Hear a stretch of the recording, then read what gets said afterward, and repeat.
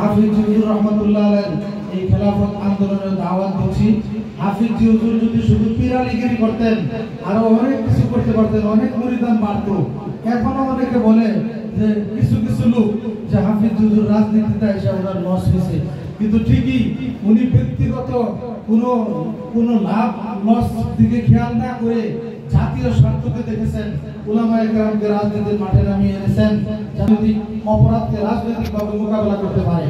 আজকে আমাদেরকে এই বটগাছের ছায়াতলে ঐক্যবদ্ধ হয়ে দেশীয় সমস্ত অপসংস্কৃতি, জিনা, ব্যভিচার, দুঃশাসন সবকিছুকে মোকাবেলা করে আন্তর্জাতিক জুলুম, ইসরায়েলি জুলুমকে নিঃশেষ করার জন্য আমাদেরকে সকলকে ঐক্যবদ্ধ হতে হবে। আল্লাহ তাআলা আমাদেরকে সকলকেই এই খেলাফত আন্দোলনের কাজ আন্তরিকভাবে করবার তৌফিক দান করুক। আমিন আমিন আমিন। মাশাআল্লাহ মাশাআল্লাহ। সম্মানিত এই পর্যায়ে বক্তব্য নিয়ে আসছে মুফতি সুলতান মনিউদ্দিন, কেন্দ্রীয় সাংগঠনিক সম্পাদক, বাংলাদেশ খেলাফত আন্দোলন। বাংলাদেশ খেলাফত আন্দোলন নাম শাখা কর্তৃক আয়োজিত আজকের ইফতার মাহফিলে সংগ্রামী সভাপতি, প্রধান অতিথি, খেলাফত আন্দোলনের নেতৃবৃন্দ, আজকে আমরা ইফতারির সামনে নিয়ে ইফতার পার্টি করছি, ইফতার মাহফিল করছি, কিন্তু অত্যন্ত দুঃখ ভারাক্রান্ত হৃদয়ে আমরা স্মরণ করছি ফিলিস্তিনের নিরীহ নির্যাতিত মুসলমানদের। সেখানে কোন মুসলিম তার কবরস্থ করছে, কোন ভাই তার ভাইকে চিকিৎসার জন্য হাসপাতাল দেওয়াচ্ছে, কোন বাবা তার সন্তানের লাশ কাঁধে নিয়ে কবরের দিকে যাচ্ছে। আমি আজকে বলতে চাই, ওই ইসরায়েলকে সতর্ক উচ্চারণ করে বলতে চাই, ইসরায়েল তুমি স্মরণ রেখো, পৃথিবীর কোন জালেমের শেষ পরিণতি ভালো হয় নাই। সমস্ত জালেমকে আল্লাহ শায়েস্তা করেছেন, পাকড়াও করেছেন। তোমাকে ইনশাআল্লাহ শীঘ্রই আল্লাহ এমন কসমে নিবেদিত করবে, পৃথিবীর মানুষ ইসরায়েলের এই দৃষ্টান্তমূলক শাস্তি উপভোগ করবে। ঠিক 2013 সালে শাপলা চত্বরে যেদিন নির্বিচারে উলামায়ে কেরামকে শেখ হাসিনা গুলি করে হত্যা করেছিল, সেদিন আমি বলেছিলাম জালেমের নৌকা যত শক্তিশালী হোক না কেন, মাজলুমের চোখের পানিতে ইনশাআল্লাহ একদিন জালেমের নৌকা ডুবে যাবে। ঠিক জালেমের নৌকা ডুবে গেছে। 21 সালে যখন উলামায়ে কেরামকে গণহারে গ্রেফতার করা হয়েছিল, আমি এবং মুজিবুর রহমান হামিদি সাহেব 4 মাস আত্মগোপনে ছিলাম। বিভিন্ন জেলায় বিভিন্ন মসজিদে রাত্র কাটিয়েছি, বিভিন্ন জায়গায় আমরা অনেক কষ্টে ছিলাম। গ্রামের আকাশ বাতাস পরি হয়ে গেছিল। দেওবন্দ মাদ্রাসার মুহতামিম মুফতি নিসার সাহেবের সাথে আমার কথা হয়েছে। উনি বলেছেন, ভাই কত রাত যে সেহরি না খেয়ে বিভিন্ন মসজিদে কাটিয়েছি। মসজিদের ইমাম মুয়াজ্জিনরা চলতেন না, বলতেন যে ভাই বের হন, মসজিদ তালা দিয়ে দেব। মসজিদ তালা দিয়ে দিয়েছে। বিভিন্ন রাস্তায় আমরা হেঁটে হেঁটে রাত্রি যাপন করেছি।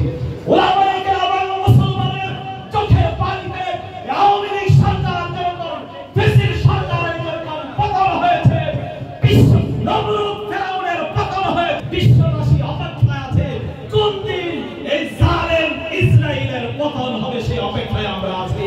সুতরাং আসুন, মুসলমানের দুইটা পরিচয়, Allah love two drops, a drop of blood and a drop of eye। আল্লাহ পাক দুইটা ফোঁটাকে পছন্দ করে, একটা চোখের পানির ফোঁটা আর একটা রক্তের ফোঁটা। মুসলমান মাজলুম হইলে রাত্র গভীরে আল্লাহর কাছে ফরিয়াদ করবে, আর দিনের বেলা অস্ত্র কাঁধে নিয়ে জালেমের মোকাবেলায় জালেম প্রতিরোধে বেরিয়ে পড়বে। আসুন একদিকে আল্লাহর কাছে ফরিয়াদ করি, আরেকদিকে অস্ত্র হাতে নিয়ে ফিলিস্তিনের মুসলমানদের রক্ষার জন্য সারা দুনিয়ার মুসলমান ঐক্যবদ্ধভাবে ঝাঁপিয়ে পড়ি। এই আহ্বান থেকে আমি আমার বক্তব্য শেষ করছি। মাশাআল্লাহ মাশাআল্লাহ। সম্মানিত উপস্থিতি, এই পর্যায়ে বক্তব্য নিয়ে আসছে মাওলানা মুজিবুর রহমান হামিদি। মাওলানা মুজিবুর রহমান হামিদি, নায়েবে আমির, বাংলাদেশ খেলাফত আন্দোলন।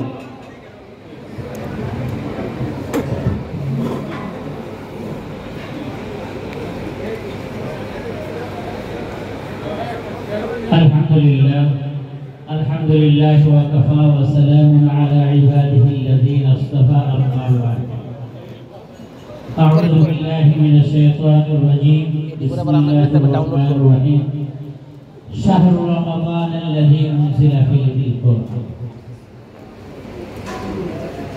বাংলাদেশ খেলাফত আন্দোলন নারায়ণগঞ্জ জেলা কর্তৃক আয়োজিত আজকের ইফতার মাহফিলের সম্মানিত সভাপতি অতিথিবৃন্দ ও আমার খেলাফত আন্দোলনের কর্মী ভাইরা,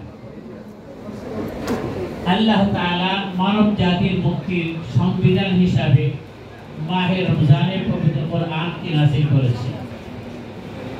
এই কোরআন আমরা যে শুধু তেলাওয়াতের মধ্যে থাকবো এমনটা না, বরং কোরআন শরীফ হচ্ছে একটা মানুষ তার ব্যক্তিগত জীবন, সামাজিক জীবন, রাষ্ট্রীয় জীবন কিভাবে জীবন যাপন করবে সেটার একটা গাইডলাইন, একটা দিক নির্দেশনা।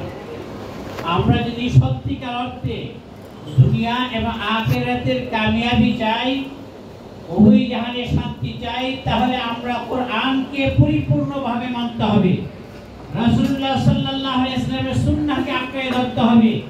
তাহলে আমরা ইহকাল এবং পরকালে আল্লাহ পাকের সন্তুষ্টি অর্জন করতে পারবো, নাজাত লাভ করতে পারবো।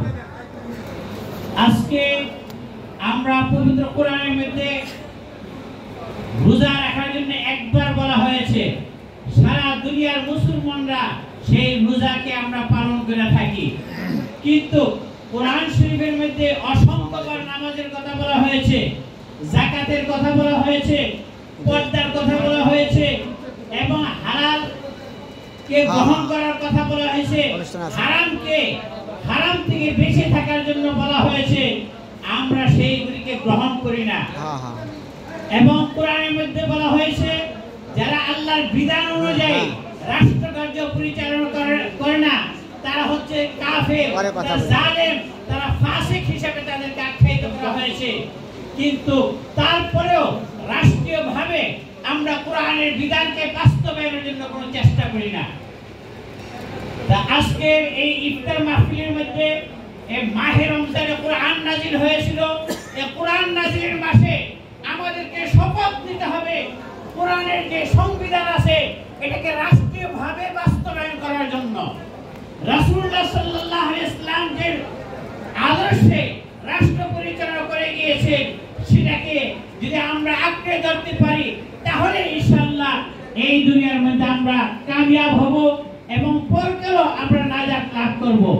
ভাইরা, আজ সারা দুনিয়ার দেশের মধ্যে একটি আওয়াজ উঠছে, ঐক্য চাই, ঐক্য চাই। আমরা এই বাফিজি হুজুর রাহমাতুল্লাহি আলাইহি খেলাফত আন্দোলন যে প্ল্যাটফর্মটি করে গেছে এটি হচ্ছে ঐক্যের প্ল্যাটফর্ম। ঠিক। এখন অনেকে ঐক্যের কথা বলেন, কিন্তু আমরা ঐক্য চাই, কিন্তু এখন দেখা যাচ্ছে ঐক্যের কথা বলা হচ্ছে আমার ঘরে যেটা ইমুককে নেওয়া যাবে না, ইমুকের সাথে যাওয়া যাবে না। যাদের নীতি আদর্শের সাথে কোনো দ্বিমত নেই তাদেরকে নিয়ে ঐক্য করতে কোনো দ্বিধা করা যাবে না। আপনারা জানেন হেফাজতুল ইসলাম বাংলাদেশে 9 মার্চ উলামা সম্মেলন করে কর্মসূচি ঘোষণা করেছিল। এর আগে বাংলাদেশের মধ্যে একমাত্র দল খেলাফত আন্দোলনে নাস্তিক বলগাছের বিরুদ্ধে আন্দোলন সংগ্রাম করেছিল। হেফাজতুল ইসলাম মাঠে আসার আগে 13 জন শাহাদাত বরণ করেছিল বাংলাদেশের মধ্যে। আর সেই আহ্বানটা করেছিলেন খেলাফত আন্দোলনের আমির শরীয়ত হযরত মাওলানা শাহ আহমদুল্লাহ আশরাফ রাহমাতুল্লাহি আলাইহি। মে মাসের 6 তারিখ যখন নাকি শাপলা চত্বরে গণহত্যা হয়েছে, এরপরে হেফাজতুল ইসলামের অনেক নেতা কর্মীরা আত্মগোপনে গিয়েছিল। খেলাফত আন্দোলনের একমাত্র সংগঠন তৎকালীন সময় শহীদদের স্মরণে সভা সমাবেশ করেছে। বর্তমানেও 24 সালে অনেকের ইতিহাস দেখে আমরা পাবো তারা ওই সময় আমেরিকা লন্ডন গিয়ে গা ঢাকা দিয়েছিল। এখন তারা বলে থাকে ঐক্যের মধ্যে তাদেরকে নেওয়া যাবে না, তাদেরকে নেওয়া যাবে না। আমরা আজকের এই ইফতার মাহফিলে পরিষ্কার ভাষা বলতে চাই, যারা ঐক্যের নামে বিভক্তি সৃষ্টি করছেন আপনারা সাবধান হয়ে যান, না হলে একদিন ইনশাআল্লাহ আপনাদের মুখোশ উন্মোচন করে দেওয়া হবে। আল্লাহর জমিনে আল্লাহর দ্বীন প্রতিষ্ঠার আন্দোলনে শরীক হওয়ার আহ্বান রেখে আমি আমার সংক্ষিপ্ত আলোচনা শেষ করছি। সংগ্রামী উপস্থিতি, অনুষ্ঠানের এই পর্যায়ে বক্তব্য নিয়ে আসছেন জননেতা আলহাজ আতিকুর রহমান নান্নু মুন্সি, যুগ্ম মহাসচিব, বাংলাদেশ খেলাফত আন্দোলন ও নারায়ণগঞ্জ জেলা আমির।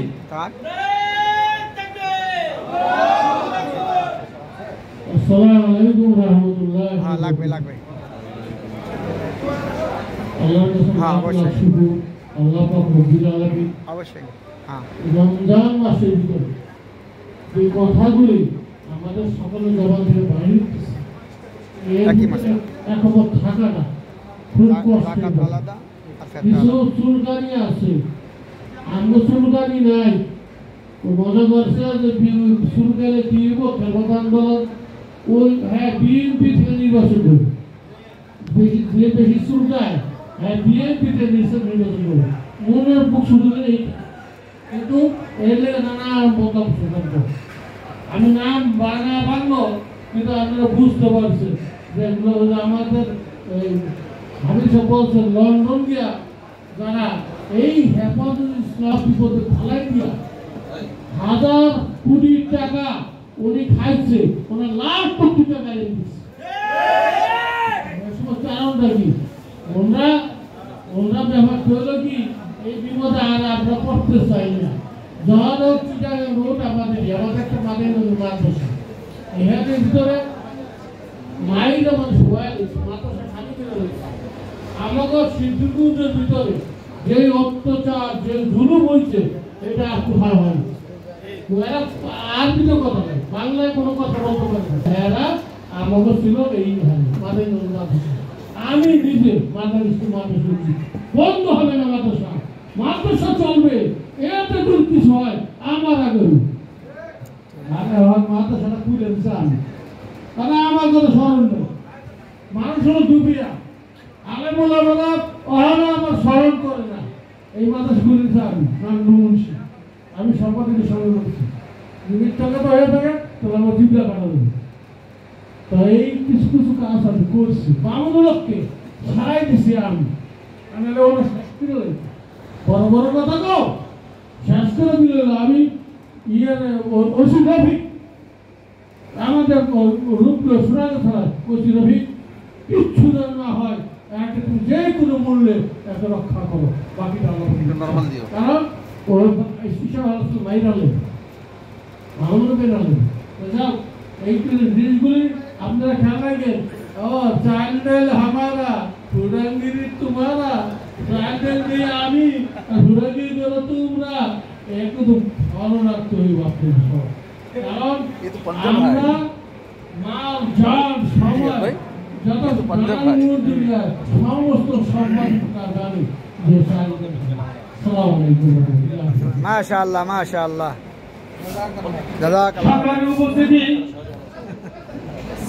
বাংলাদেশ খেলাফত আন্দোলন নারায়ণগঞ্জ জেলা কর্তৃক আয়োজিত আজকের মাহে রমজানের তাৎপর্য শীর্ষক আলোচনা সভা প্রধান অতিথির বক্তব্য নিয়ে আসছেন মাওলানা হাবিবুল্লাহ মিয়াসি, মাওলানা হাবিবুল্লাহ মিয়াসি, মহাসচিব, বাংলাদেশ খেলাফত আন্দোলন। আসসালামু আলাইকুম ওয়া রাহমাতুল্লাহি ওয়া বারাকাতুহু। নাহমাদুহু ওয়া নুসাল্লি আলা রাসূলিহিল কারীম। এটা চলবে? বিসমিল্লাহির রহমানির রহিম। আলহামদুলিল্লাহ। সাল্লাল্লাহু মাওলানাল আযীম।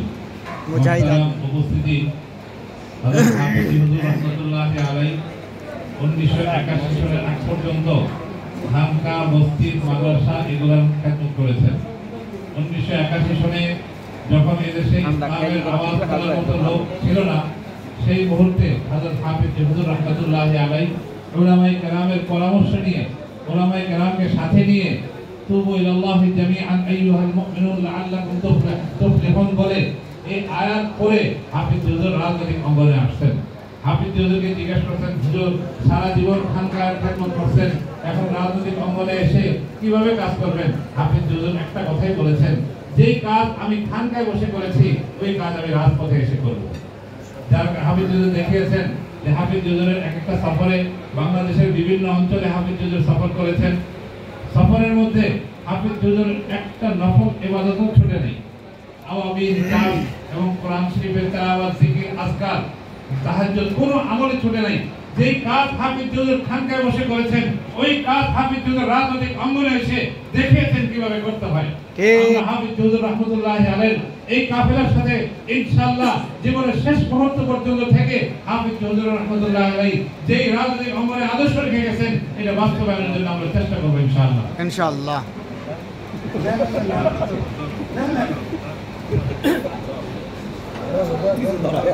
ঠিক ঠিক।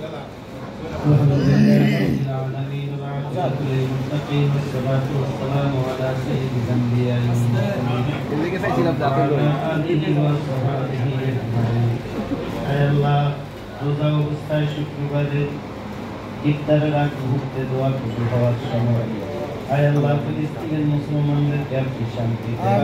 আমিন। আল্লাহ ফিলিস্তিনের মুসলমানদের উপরে গায়েবী সাহায্য আমিন। আল্লাহুম্মা আমিন। আল্লাহ বাংলাদেশের যত ইসলামী রাজনৈতিক দল আছে সবাইকে এক হওয়ার তৌফিক দান। আল্লাহ তাআলা হাবিব হুজুরের রেখে যাওয়া এই দল আপনি গায়েবী সাহায্য দিন, এক নম্বর দলে পরিণত করে দেন। আমিন। আল্লাহুম্মা আমিন। আল্লাহ তাআলা আমাদের গুনাহগার মাফ করে দেন। আল্লাহুম্মা আমাদের আব্বা আম্মাকে মাফ করে দেন। আল্লাহুম্মা আমিন। সন্তানদেরকে মাফ করে দেন। আল্লাহুম্মা আমিন। এই সন্তানদেরকে মাফ করে দেন। আল্লাহুম্মা আমিন। রোজার মধ্যে অনেক ভুল আমাদের হয়ে যায়। আয় আল্লাহ সমস্ত ভুল ত্রুটি ক্ষমা করে রোজার পরিপূর্ণ বরকত আমাদেরকে দান করেন। আল্লাহুম্মা আমিন। আল্লাহ তাআলা অনেকে দোয়া চায় বিভিন্ন কারণে, প্রত্যেকের মনের আশা আপনি পূরণ করুন। আল্লাহুম্মা আমিন। আন্দোলনের আমিন আমাদের আমিনের শরীয়ত আল্লাহ বৃদ্ধি দান বারাকাতুল্লাহ আলিয়া খুব বেশি অসুস্থ, টোটাল নাকি সুস্থতার সাথে নেক আয়াত আমিন। আল্লাহুম্মা আমিন। আল্লাহুম্মা আমিন। আল্লাহুম্মা আমিন। আল্লাহ সুস্থতার সাথে নেক আয়াত দান করুন। আল্লাহুম্মা আমিন। মধুপুরের পেশায় বুঝে অ্যাক্সিডেন্ট হয়েছিলেন, ওনার শরীর থেকে অস্ত্রোপচার করে বিভিন্ন কিছু যা দেখা হয়েছিল সব খোলা হয়েছে। আল্লাহ পরিপূর্ণ সুস্থতা দান করেন। আল্লাহুম্মা আমিন। আল্লাহ আমাদের ছোট্ট একটা দেশ, এখানে কোনো ধর্ম, আয় আল্লাহ এই ছোট্ট দেশটার উপরে আপনি রহমত নাযিল করেন। আল্লাহ এই দেশটাকে আপনি হেফাজত করেন। আল্লাহ সমস্ত ষড়যন্ত্র থেকে দেশটাকে হেফাজত করেন। আমিন। আল্লাহ আমাদের জন্য শান্তি হবে যেভাবে ওইভাবে আপনি দেশটাকে চালায় দেন। আয় আল্লাহ তাআলা মুসলমানদের সাথে কেউ যেন গাদ্দারি না করতে পারে আল্লাহ আপনি হেফাজত করেন। আল্লাহুম্মা আমিন। سبحان ربك رب العزة عما يصفون وسلام على المرسلين والحمد لله برحمتك يا أرحم الراحمين.